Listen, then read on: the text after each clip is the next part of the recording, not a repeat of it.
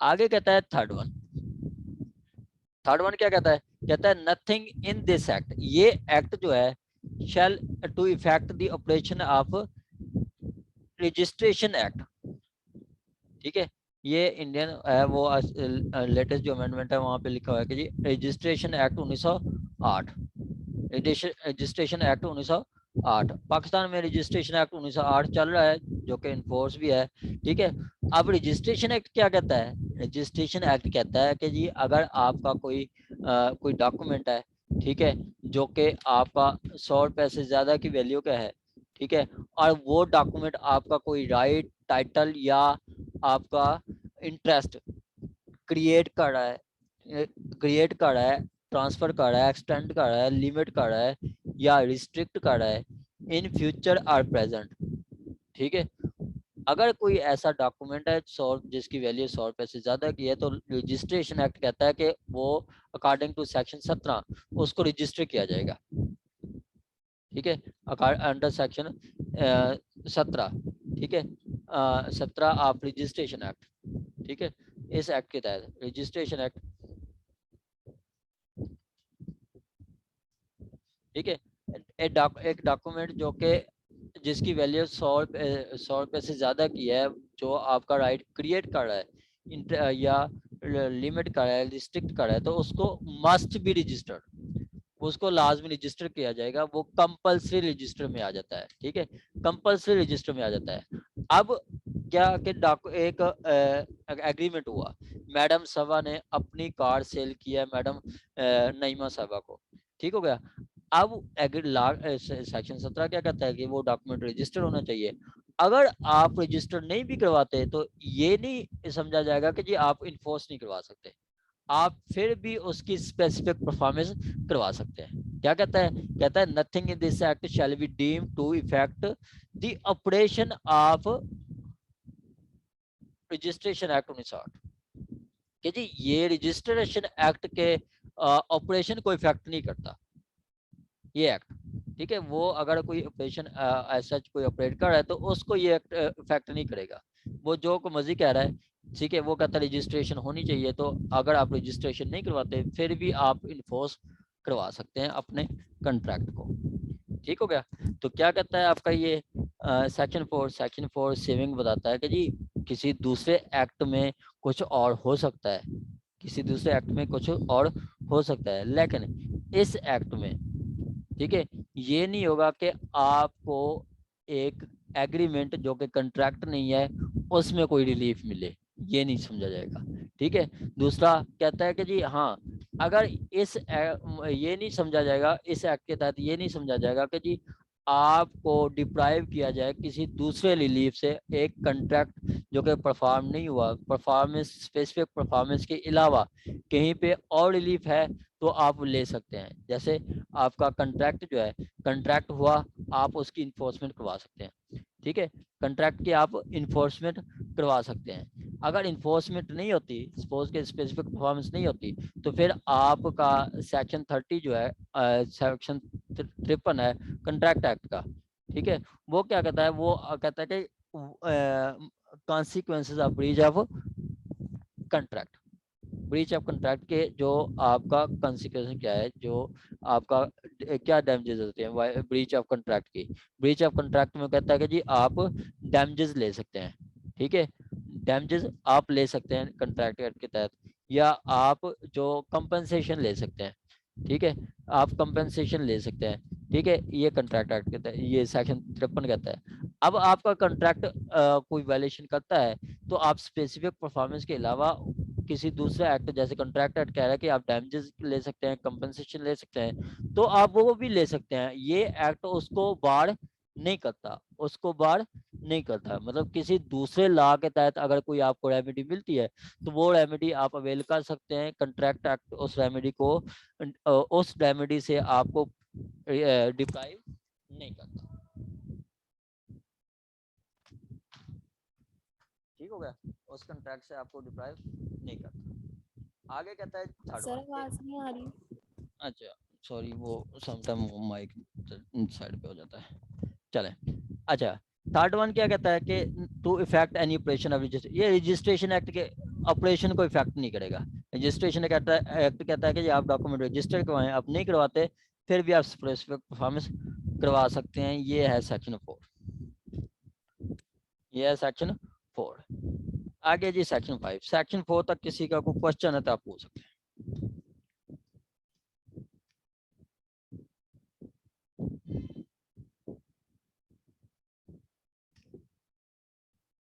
ठीक है, आगे कहता है जी आप। अस्सलाम वालेकुम। वालेकुम सलाम जी मैडम। सर इसकी जो सी क्लास बताई है आपने सेक्शन 4 की, ये जरा एक्सप्लेन कर दे। सी क्लास में कहता है कि जी रजिस्ट्रेशन एक्ट के ऑपरेशन को ये लॉ इफेक्ट नहीं करता। ठीक है, मतलब रजिस्ट्रेशन एक्ट के जो ऑपरेशन है उससे ये लॉ इफेक्ट नहीं होगा। रजिस्ट्रेशन एक्ट कहता है कि जी आपका जो डॉक्यूमेंट है 100 रुपये से ज़्यादा का है, जिसकी वैल्यू है, उसको आप लाजमी रजिस्टर करवाएं, लाजमी रजिस्टर करवाएं। आप एग्रीमेंट तो सेल करते हैं, आप रजिस्टर नहीं करवाते, फिर भी उसकी आप स्पेसिफिक परफॉर्मेंस के लिए आ सकते हैं, ज़रूरी नहीं है कि आप उसको रजिस्टर करवाएं।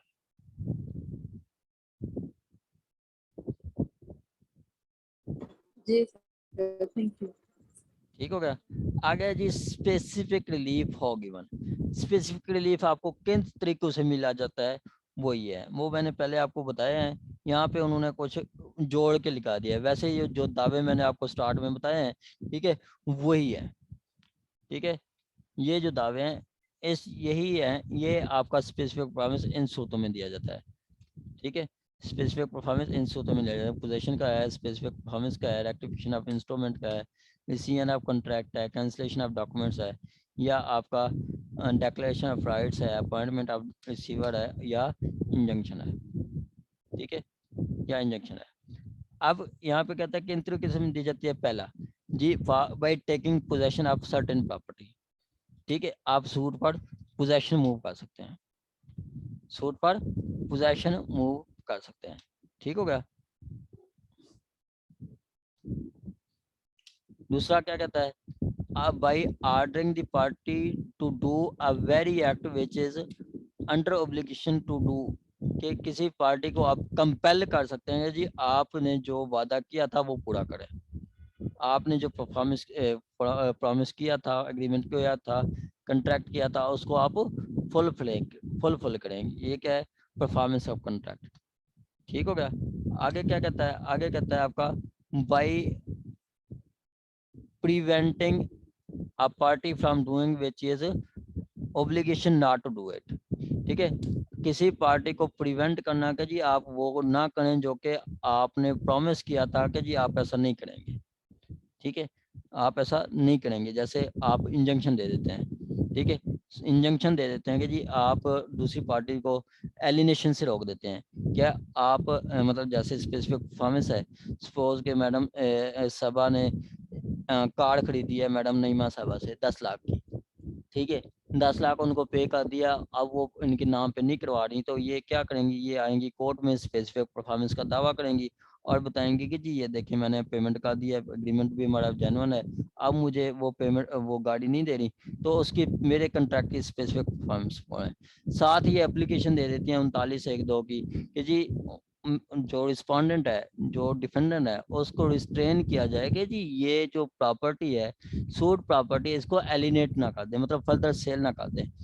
ठीक है, तो क्या करेगी कोर्ट, उनको प्रिवेंट करेगी उस रिस्पोंडेंट को, डिफेंडेंट को, कि जी आप ये वो पहला ऑर्डर होगा जो कि in term stay, specific performance में आराम से मिल जाता है। आप जाते हैं आर्गू करते हैं तो स्पेसिफिक परफॉर्मेंस में आपको स्टे मिल जाता है, किसके लिए, एलिनेशन किया तक। क्या कि जी that the respondents are directed not to alienate this suit property till the next date of case या till final disposal of suit. ठीक है, आपको स्टार्ट में इंटरम मिलता है तो बाद में वही स्टे आपका या तो कंफर्म होता है या डिसमिस हो जाता है। तो ये क्या है, प्रिवेंटिव रिलीफ है, जो कि पार्टी को रोक दिया जाता है कि जी आपने ये एक्ट नहीं करना जो कि आपने प्रॉमिस किया था कि आप नहीं करेंगे। जैसे एक गाड़ी सेल की थी तो आपने कहा था कि जी हम गाड़ी आगे सेल नहीं करेंगे, तो आपने अब ये गाड़ी सेल नहीं करना। आगे आता है डिटरमाइनिंग द डिक्लेरेशन या राइट्स ऑफ पार्टीज। आप पार्टी के डिक्लेरेशन के भी दावा दायर कर सकते हैं। सूट फॉर डिक्लेरेशन जिसको कहते हैं, सूट फॉर डिक्लेरेशन के आप कोई अपना राइट डिक्लेयर करवा सकते हैं, ठीक है, जो कि आपका राइट है वो आप राइट डिक्लेयर करवा सकते हैं, वो डॉक्यूमेंट डिक्लेयर करवा सकते हैं नल एंड वाइड, ठीक है, कोई चीज़ आप डिक्लेयर करवाएंगे। आगे जी आपका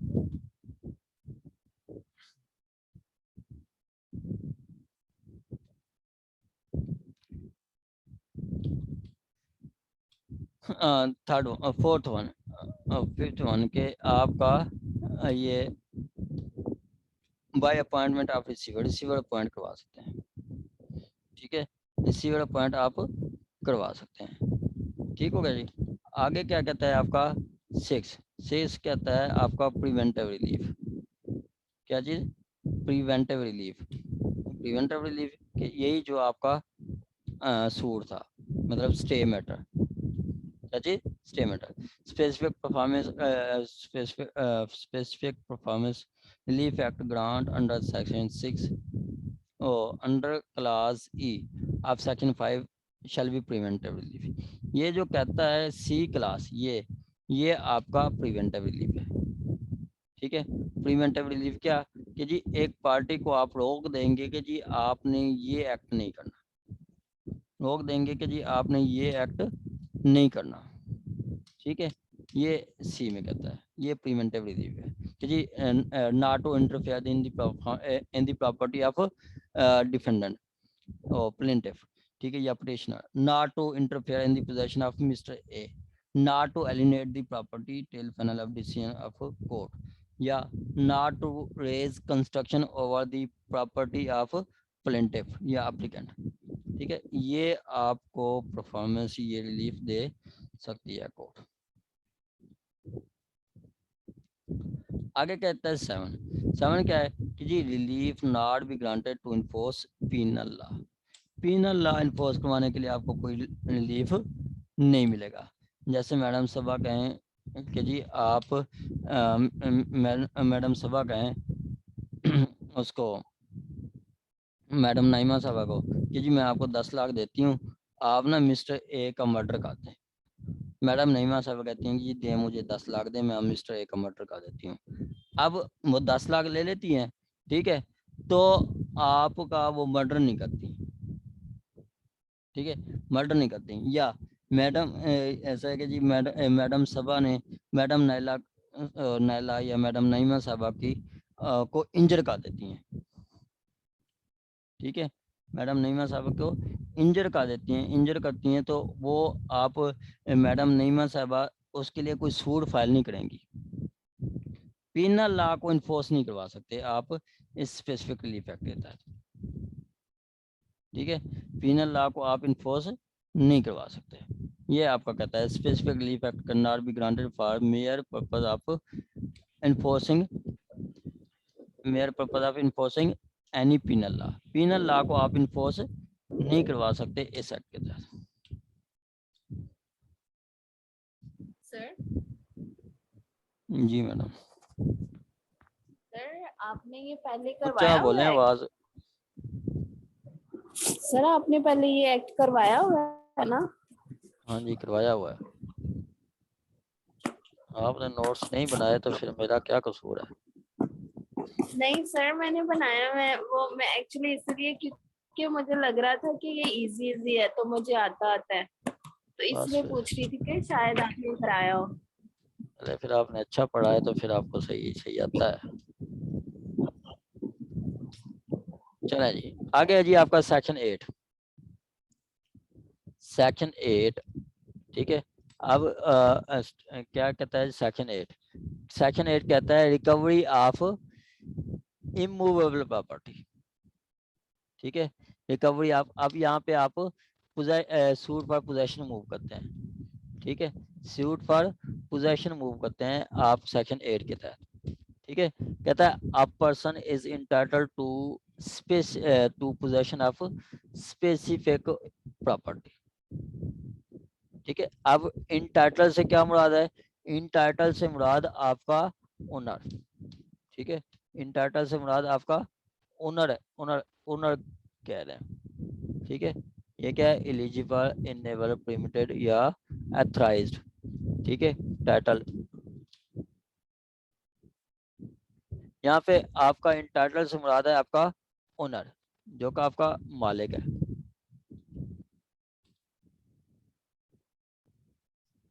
ठीक हो गया, ये कौन है, आपका ओनर।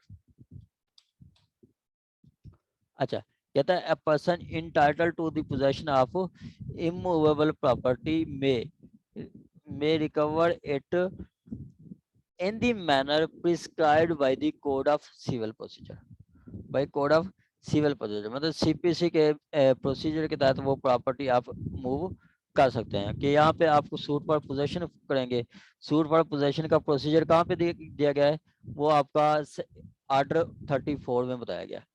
ठीक है, सूट फॉर पोजेशन ऑफ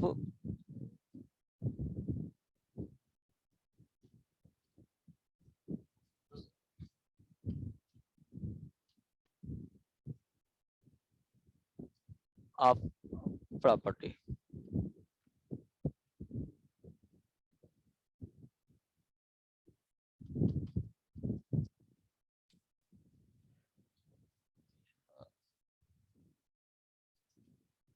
ठीक है, अब ये इसका जो प्रोसीजर है वो आपका ऑर्डर 34 में बताया गया है।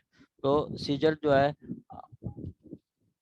34 में बताया गया है, 34 CP, order 34 CPC, order 34 CPC.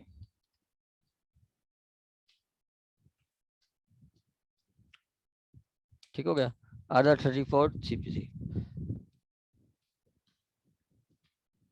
अच्छा, यहाँ पे क्या बताया गया कि जो पर्सन मालिक है, ठीक है, तो वो मालिक है, मिल्कियत है जिसके पास, वो आपका पोजेशन का राइट रखता है।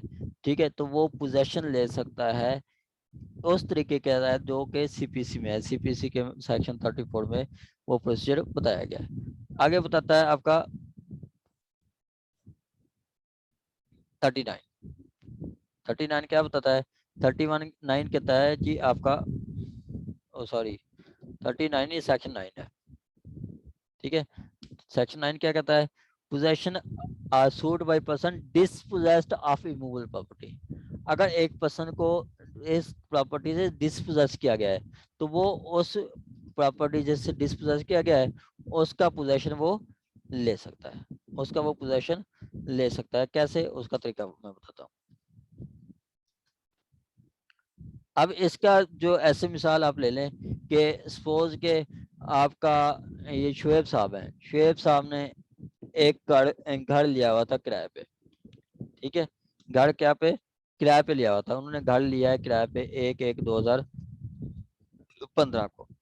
ठीक हो गया, किस लिए 1/1/2015 पे, for the term of 6 month, for the term of 6 month, 6 month के लिए उन्होंने एक घर किराए पे लिया। ठीक है, 6 मंथ के लिए एक घर किराए पे लिया। अब ये इसकी मेजोरिटी डेट क्या थी, 1/6/2015। ठीक है, अगर इनको चौथे महीने डिस्पोजेस किया जाता है, ठीक है, डिस्पोजेस ऑन 1/4/2015। अब 1/4/2015 ये क्या है, ये चौथे महीने उसको डिस्पोजेस किया गया है, तो ये जो चौथे, ये अकॉर्डिंग टू लॉ नहीं है। लॉ क्या कहता है, ये 6 महीने के टर्म्स के लिए दिया है। ठीक है, तो 6 महीने उसको रहने दे, 6 महीने के लिए दिया है तो 6 महीने उसको रहने दे। अगर 6 महीने से पहले वो डिस्पोजेस करते हैं तो वो कायस्ती ला होगा। उसके लिए ये पर्सन क्या कर सकता है, जिसको डिस्पोजेस किया गया है वो आपका ये सूट फॉर पोजेशन कर सकता है सेक्शन 9 के तहत। सेक्शन 9 के तहत सूट पर पोजेशन मूव कर सकता है।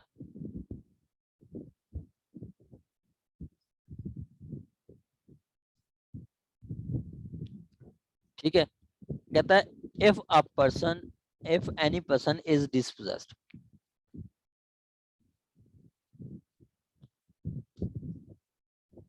कहता है अगर कोई बंदा डिस्पोजेस होता है, अगर कोई बंदा डिस्पोजेस होता है, जैसे ये आपका शुएब साहब को डिस्पोजेस किया गया है विदाउट हिज कंसेंट। ठीक है, उसकी मर्जी के बगैर, ठीक है, उसकी मर्जी के बगैर, उसकी मर्जी के बगैर, मतलब जिसको डिस्पोजेस किया गया है उसको उसकी मर्जी के बगैर डिस्पोजेस किया गया है of immovable property otherwise than in due course of law, मतलब उसको लॉ के थ्रू नहीं निकाला गया, उसको लॉ के अलावा निकाला गया, ठीक है, उसको लॉ के अलावा निकाला गया है। क्या, एक तो उसको डिस्पोजेस किया गया है, ठीक है, एक चीज उसको डिस्पोजेस किया गया है, दूसरा उसको विदाउट कंसेंट किया गया है मूवेबल प्रॉपर्टी से, ठीक हो गया, और दूसरा थर्ड वन क्या है, otherwise in due course of law, मतलब कानून के मुताबिक भी नहीं किया गया, ठीक हो गया। तो फिर ये जो जिसको डिस्पोज किया गया उसके पास क्या राइट होगा, ही मे ही और any person claiming through him may suit for to recover the possession thereof, वो सूट फॉर पोजेशन फाइल कर सकता है, वो सूट फॉर पोजेशन फाइल कर सकता है, ठीक हो गया। आगे क्या कहता है, आगे कहता है एक और बात कि nothing in this not standing,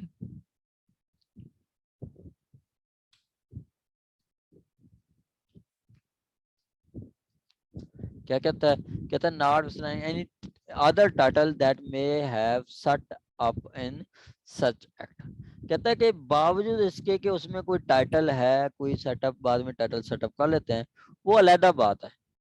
सबसे पहले क्या किया जाएगा, जो जिसको डिस्पोजेस किया गया है उसको वो पोजेशन दिलाया जाएगा, उसको वो पोजेशन दिलाया जाएगा, उसके बाद टाइटल देखा जाएगा कि जी उसका टाइटल है या नहीं है, जो what ever the matter was या इज, कि जो मैटर है वो अलग बात है, यहाँ पे उसको उसका पोजेशन दिलाया जाएगा।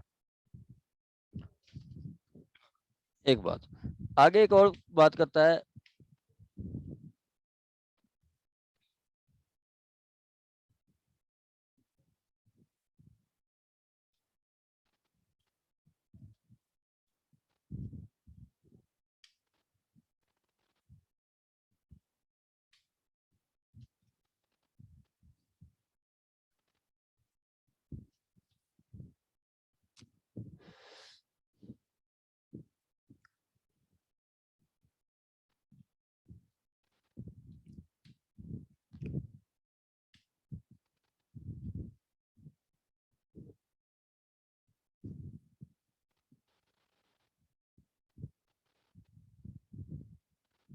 अच्छा फिर क्या कहता है जी,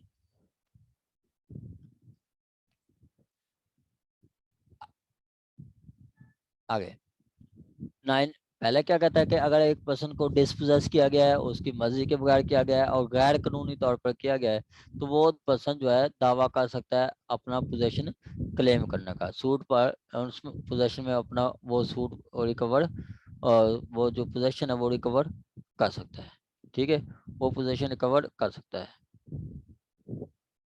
ठीक हो गया। आगे कहता है बावजूद इसके कि कोई दूसरा किसी का सेटअप हो, कोई टाइटल हो, वो सेपरेट रखा जाएगा, पहले उसको पोजेशन वापस दिलाया जाएगा।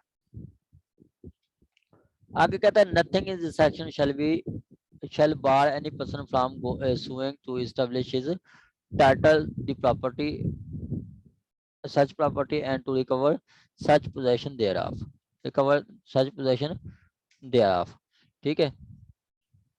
ये क्या कहता है कि किसी पर्सन को हम ये नहीं मना करेंगे कि जी उस पे आप टाइटल क्लेम नहीं कर सकते, टाइटल क्लेम कोई भी पर्सन कर सकता है। जैसे शुएब साहब को डिस्पोजेस किया गया, किसने डिस्पोजेस कराया, फराद साहब ने उनको डिस्पोजेस कराया, ठीक है, और टाइम से पहले कराया, तो अब पता नहीं शुएब साहब की फराद साहब की अपनी प्रॉपर्टी है या नहीं, ठीक है, उस पे दावा कर देती हैं, उसी प्रॉपर्टी पे मैडम सबा दावा कर देती हैं या मैडम नाइला दावा कर देती हैं, तो क्या समझा जाएगा कि उनको भी राइट है, वो दावा दायर कर सकते हैं, अपना टाइटल सेटअप कर सकते हैं, इस्टेब्लिश कर सकते हैं, कोई भी प्रॉपर्टी कर सकती है, उस पहले सूट से उनको फैक्ट नहीं पड़ेगा। क्या कहता है, पहले में हमने पढ़ा है, क्या पढ़ा है, कहता है जी आपका किसी पर्सन को अगर फोर्सफुली डिस्पोजेस किया गया है, उसकी मर्जी के बगैर किया गया है और विदाउट डो को सप्लाई किया गया है, तो उस पर्सन को उस मतलब क्या तो वो पर्सन अपना पोजेशन ले सकता है सूट फॉर पोजेशन फाइल करके, फॉर पोजीशन सर आवाज नहीं आ रही आपकी। सूट फॉर पोजीशन करके वो आप बंदा अपनी प्रॉपर्टी वापस ले सकता है। आगे कहता है हाँ, जो उसका कोई सेटअप है, कोई उनका टाइटल है, उसको कंसीडर नहीं किया जाएगा, वो साइड पे रखा जाएगा, पहले सबसे पहले पोजीशन वापस कराया जाएगा। आगे क्या कहता है, 2 में कहता है कि जी हाँ, nothing in this section shall bar any person from suing to establish his title to such property and to recover possession thereof. हाँ, कहता है कि जी अगर किसी का कोई क्लेम है उस प्रॉपर्टी, कोई बंदा कहता है कि जी मैं मालिक था या मालिक हूँ, तो सबसे पहले वो अपना राइट डिक्लेयर करवाएगी कि जी वाकई वो मालिक था, उसके बाद उस पर दावा दायर कर सकता है। ठीक हो गया, अपनी मिलके शो करने के लिए दावा दायर कर सकता है। आगे क्या कहता है, आगे कहता है no suit under this act shall be brought against the federal or provincial government। ठीक है, अगर आपको गवर्नमेंट ने बेदखल किया है, गवर्नमेंट ने आपको भगा दिया है, गवर्नमेंट ने आपके खिलाफ आपको डिस्पोजेस किया है, ठीक है, गवर्नमेंट ने आपको डिस्पोजेस किया तो उस पे सेक्शन 9 अप्लाई नहीं करता।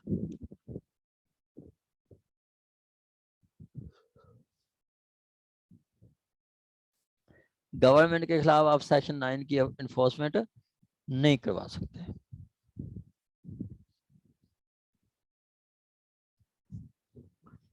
ठीक हो गया। आगे कहता है उस पर अप्लाई नहीं कर सकते। आगे कहता है जी no appeal shall lie from any order or decree passed in suit instituted under this section। कहते कि जी सेक्शन 9 के तहत आप जो दावा दायर करेंगे उसमें ना ही कोई अपील होगी और ना ही कोई उस पर प्रोविजन लाई होगा। ठीक है, ना ही उस पर कोई अपील होगी, ना ही उसको रिवीजन करेगी। सपोज के शोएब साहब चले जाते हैं अदालत में कि जी मुझे डिस्पोजेस किया गया है, उनका दावा खारिज हो जाता है, तो ये दावा ये अपील नहीं कर सकते। या ये चले जाते हैं सूट में और उनको इनका पोजीशन वापस रिटोर कर दिया जाता है, तो जो मालिक होता है वो कुछ भी नहीं कर सकता। वो जितनी टर्म्स के लिए रखा गया था, सपोज 6 महीने के लिए किराया मकान पे दिया गया था, तो वो 6 महीने लाजमी रहेगा, उसके बाद जहाँ मर्जी जाए।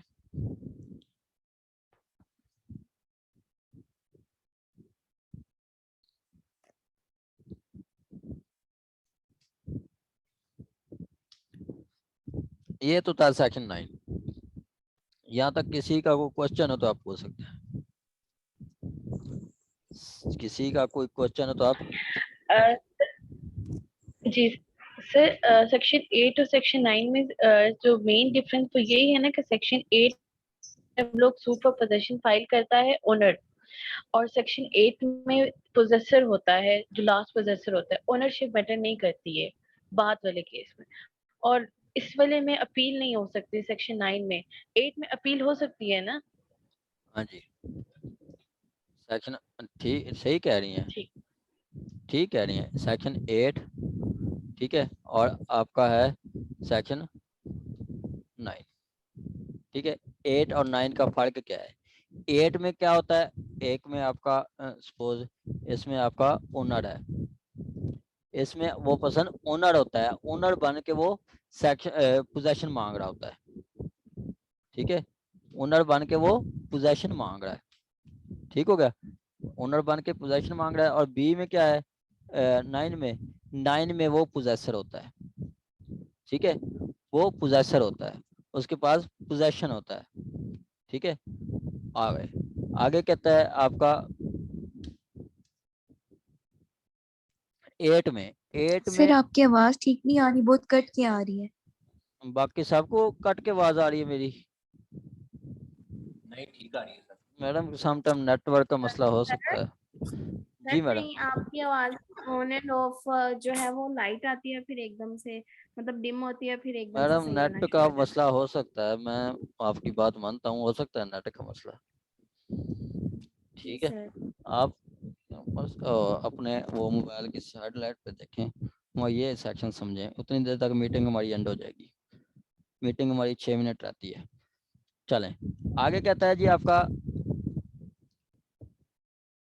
और क्या डिफरेंस है उसमें। 8 में क्या है, 8 में आपकी लिमिटेशन जो है वो आपकी 12 साल है। To file limitation to file suit कितनी है 12 ईयर्स, ठीक है। और इसमें कितनी है, इसमें आपकी है 6 मंथ, कितनी है 6 मंथ, ठीक है। और उसके बाद आपका इसमें आपका जनरल रेमेडी है, जो जनरल रेमेडी, ठीक है सेक्शन 8 में कितना मंथ है? 12 ईयर्स। 12। और इसमें कितनी है, इसमें आपकी स्पीडी रेमेडी है, ठीक है स्पीडी रेमेडी। और उसके बाद 4 क्या है, ये आपका रेगुलर ट्रायल है, जो रेगुलर होता है, ठीक है रेगुलर ट्रायल है, ठीक है। इसमें क्या है, इसमें आपका समरी ट्रायल है, इसमें कोर्ट एविडेंस नहीं लेती, वैसे देखती है अगर ये बंदा वाकई डिस्पोजेस हुआ है तो उसको पोजेशन रिकवर करवा देती है। ये क्या है समरी ट्रायल, ठीक है। आगे 5 क्या है जी, ये नो सूट अगेंस्ट गवर्नमेंट, और सूट में फाइल अगेंस्ट गवर्नमेंट। इसमें आप मालिक होते हैं तो गवर्नमेंट के खिलाफ भी सूट फाइल कर सकते हैं। इसमें आपके पास पोजेशन होता है तो no suit against government, no suit against government, ठीक है। आप गवर्नमेंट के खिलाफ सूट फाइल नहीं कर सकते।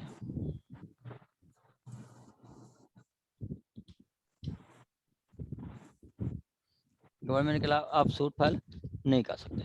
आगे क्या कहता है 6 कहता है आपका कि जी नो, इसमें आप अपील भी कर सकते हैं, रिव्यू भी कर सकते हैं। अपील एंड रिव्यू में फाइल, इसमें नो अपील एंड रिव्यू, ठीक हो गया। ये मेन डिफरेंस हैं इसके, ये इनके मेन डिफरेंस हैं सेक्शन 8 और 9 के, ठीक हो गया जी। ये आपका 8 और 9 के मेन डिफरेंस है। सर इसका रेगुलर ट्रायल है और इसका क्या है? जी मैडम, तो सेक्शन 8 का आपने बताया था कि रेगुलर ट्रायल है और सेक्शन 9 का क्या है डिफरेंस? सेक्शन 9 में आपका समरी ट्रायल,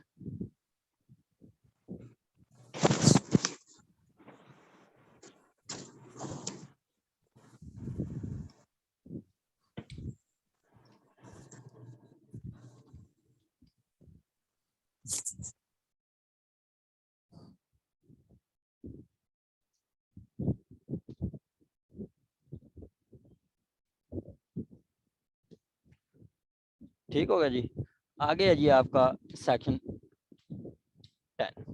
सेक्शन देखें, सेक्शन 8 और 9 क्या था, सेक्शन 8 था आपका, 8 और 9 था रिकवरी ऑफ पोजेशन का। ये यहाँ पे क्या थी, इमूवेबल प्रॉपर्टी, इमूवेबल, ठीक है। और 10-11 में क्या है, 10-11 में यही सेम चीज है, ठीक है। वहां पे आपका मूवेबल प्रॉपर्टी है, कार है, कोई कैश है, कोई और नकदी है, ठीक है। वो जो प्रॉपर्टी जो मूव कर सकती है वो है, ठीक है।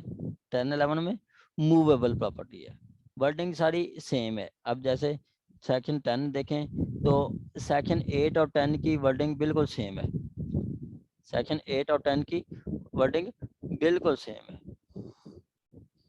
कैसे कहते हैं, a person entitled to recover possession of movable property may recover in the same manner as given in CPC, ठीक है।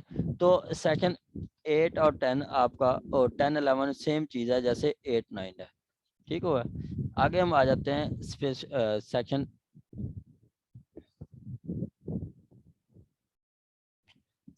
आपका 12 पे।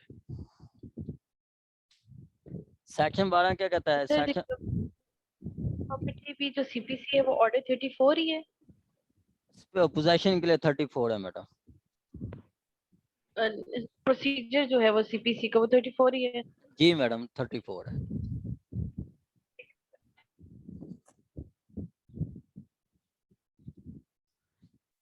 आगे क्या है जी, 12 सेक्शन 12। सेक्शन 12 क्या कहता है, सेक्शन 12 आपका कहता है कि cases in which specific performance enforceable, कि जिनमें स्पेसिफिक परफॉर्मेंस इन्फोर्स हो सकती है। ये इम्पोर्टेंट है, 12 और 21 इम्पोर्टेंट है, ये LLB के एग्जाम में तो लाजमी आते थे। ठीक है, इधर उनकी मर्जी या दें या ना दें।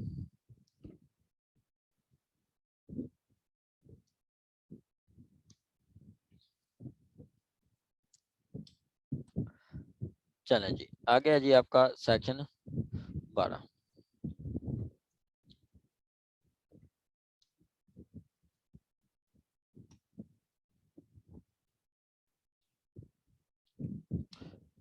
सेक्शन 12 कहता है कंट्रैक्ट विच में स्पेसिफिकली इन्फोर्स, कंट्रैक्ट में स्पेसिफिकली भी इन्फोर्स